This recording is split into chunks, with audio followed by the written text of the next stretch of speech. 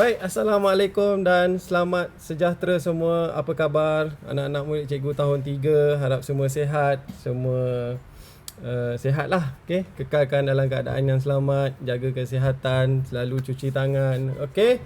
Alright, pada minggu ini pendidikan kesihatan tahun 3, cikgu akan ajar awak sama juga tajuk macam minggu lepas, tapi yang ni kita masuk lain sikit lah. Okay?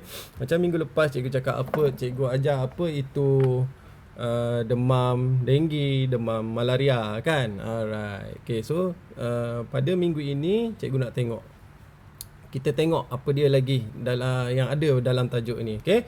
Baik, untuk minggu ini tajuk dia sama, tiada nyamuk, tiada penyakit. Standard kandungan 6.1 iaitu kemahiran mencegah dan mengurangkan faktor risiko penyakit dalam kehidupan harian. Standard pembelajaran 6.1.1 menjelaskan tentang penyakit bawaan nyamuk, demam denggi, demam malaria. Tahap penguasaan 4 iaitu membezakan simptom demam denggi dan demam malaria. Hari ini kita tengok apa beza demam denggi dan demam malaria. Satu, demam malaria ni dulu pernah menghantui negara kita lah. Okay.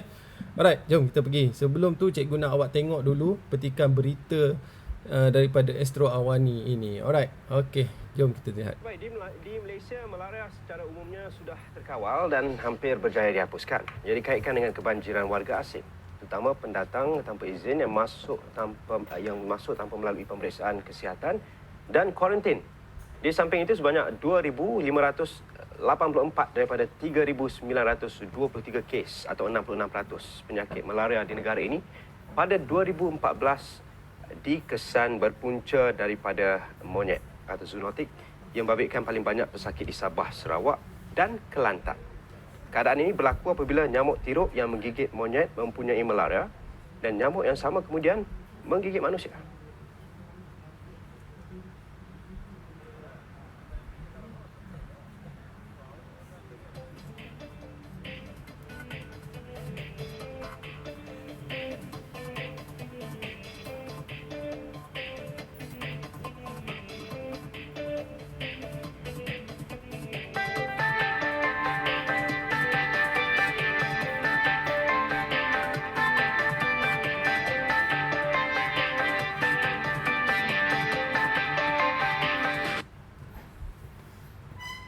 Okey, cikgu harap awak dah tengok apa dia tadi petikan berita tadi tentang demam malaria. Okey, demam di mana dikatakan kajian dulu tak silap cikgu 2015 atau 2016 dulu, katanya daripada nyamuk tiruk.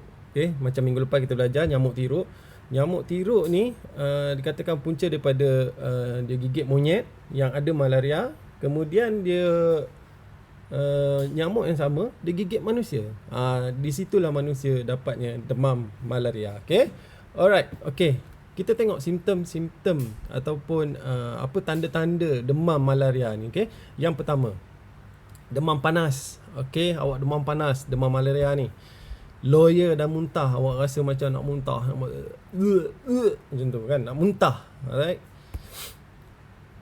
Pucat dan keletihan. Pucat, muka pucat. Awak tak tahu muka pucat ni macam dia putih ke kuning-kuningan, muka kita ni pucat, bibir pun rasa macam dah tak ada darah dah dekat bibir. Itu pucat dan letih lah macam biasa. Awak nak berjalan pun dalam keadaan letih, larat tak larat je. Awak nak bangun pun tak larat. Itu keletihan.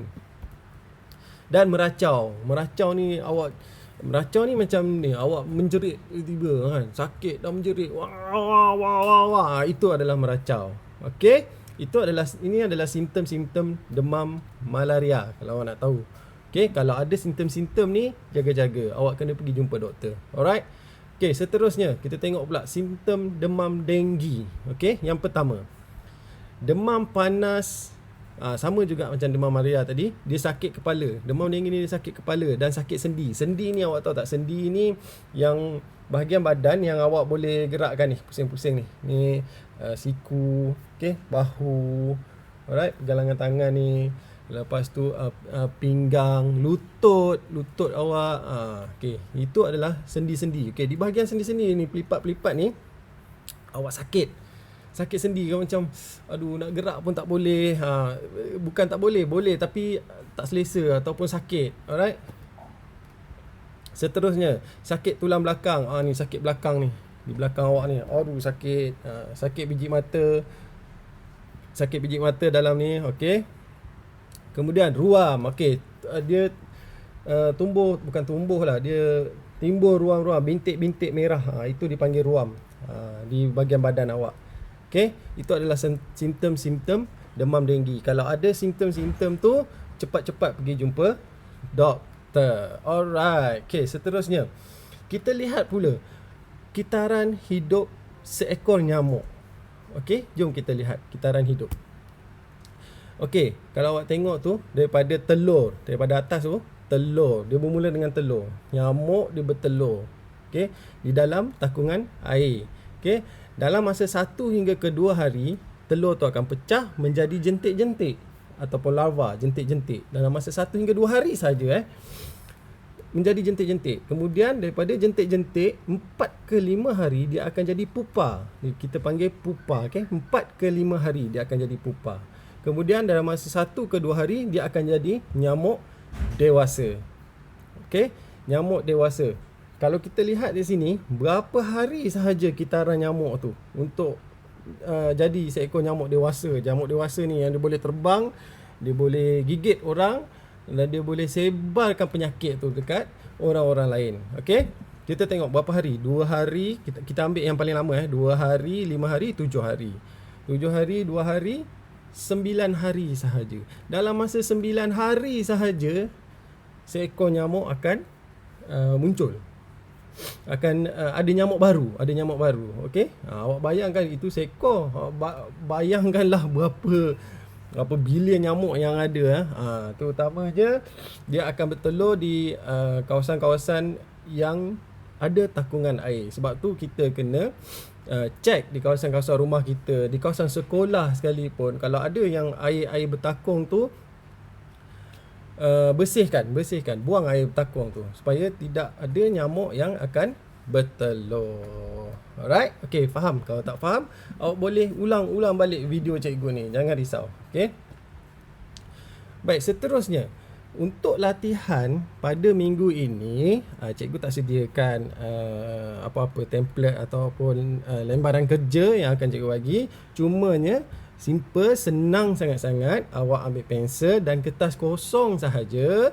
Kemudian awak lukis semula carta kitaran hidup seekor nyamuk seperti yang ditunjukkan sebentar tadi, yang cikgu tunjukkan. Okey, yang ni awak lukis mula. Yang ni lukis mula sama seperti ini. Okey, daripada telur jadi larva, jadi pupa, jadi nyamuk dewasa. Okey, awak lukis je balik. Okey, itu sahaja latihan untuk minggu ini. Dan kemudian awak warnakan. Okey, tak ada buat apa kat rumah kan, free kan, sekolah pun tak masuk lagi. Okey, cikgu yang kena masuk. Alright, okey, warnakan. Baik, selamat mencuba. Baik, jadi kesimpulan untuk hari ini, hapuskan tempat pembiakan nyamuk. Okey, jaga kebersihan kawasan persekitaran tempat tinggal. Pasang ubat nyamuk.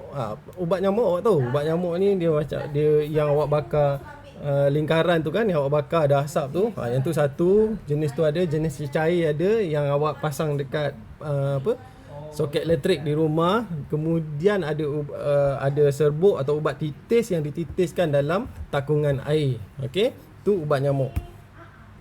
Kemudian jumpa doktor dengan segera jika mengalami tanda-tanda demam denggi dan demam malaria. Awak ingat ni, kalau ada tanda-tanda tu, cepat-cepat berjumpa doktor sebelum ia jadi lebih teruk. Demam denggi ni kalau lagi teruk, dia demam denggi berdarah. Okey, demam denggi berdarah ni boleh menyebabkan kematian pada manusia. Okey, itu saja untuk minggu ini. Jangan lupa tekan button subscribe pada channel YouTube Cikgu supaya awak tak ketinggalan lagi video-video yang akan datang. Tekan button subscribe dan tekan loceng di tepi button subscribe tu, okey, untuk tidak ketinggalan video-video cikgu yang akan datang. Okey, assalamualaikum dan salam sejahtera. Jaga kesihatan, jaga keselamatan. Alright.